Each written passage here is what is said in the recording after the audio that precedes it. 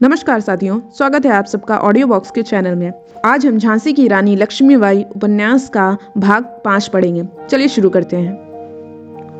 महाराष्ट्र में सतारा के निकट बाई नाम का एक गांव है। पेशवा के राज्यकाल में वहां कृष्णराव तांबे को एक ऊंचा पद प्राप्त था।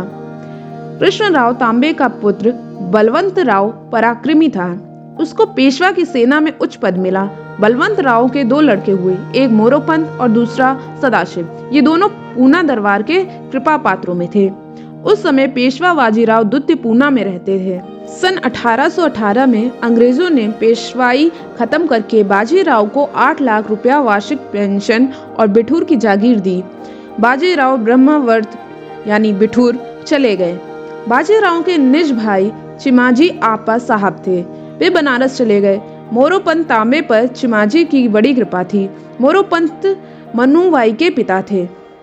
मोरोपंत की पत्नी का नाम भागीरथी बाई था। सुशील, चतुर, रूपवती थी। मनुबाई इन्हीं से उत्पन्न हुई थी।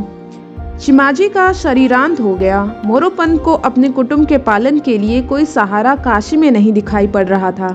बाजीराव ने उन्हें काशी से बिठूर बुला लिया। मोरोपंत पर बाजीराव की भी बहुत कृपा रही है। मनुबाई 4 वर्ष की ही थी जब उसकी माता भागीरथ बाई का देहांत हो गया। मनु के पालन पोषण और लाड़ दुलार का संपूर्ण भार मोरोपंत पर आ पड़ा। मोरोपंत ने मनु को बहुत प्यार के साथ पाला, लड़के से बढ़कर। मनु इतनी सुंदर थी कि छुटपन में बाजीराव इत्यादि उसको स्नेहवश छबीली के नाम से पुकारते थे। बाजीराव के अपने कोई संतान न थी, इसलिए उन्होंने नाना धोड़ूपंत नाम के एक बालक को गोद लिया।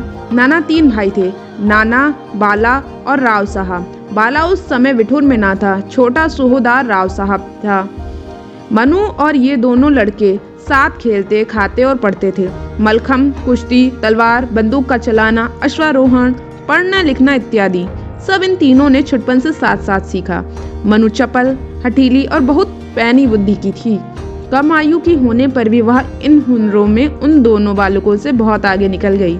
स्त्रियों की संगति कम प्राप्त होने के कारण वह लाज, संकोच की अतीव दमन और झिझक से दूर हटती गई थी। नाना 8 लाख वार्षिक पेंशन अपने और अपने भाइयों की परंपरा के जीवन सुख के लिए काफी से अधिक समझता होगा। बाजीराव को पेंशन उसको और उसकी कुटुंब के लिए दी गई थी। बिना किसी प्रयत्न के 8 लाख वार्षिक मिलते जाएं तो फिर किस महत्वाकांक्षा की जोखिम के लिए और अधिक हाथ पैर हिलाए जाएं। मनुबाई ऐसा नहीं सोचती थी। छत्रपति शिवाजी इत्यादि के आधुनिक और अर्जुन भीम इत्यादि के पुरातन आख्यानों ने मनु की कल्पना को एक अस्पष्ट और अदम्य गुदगुदी दे रखी थी। धन्यवाद।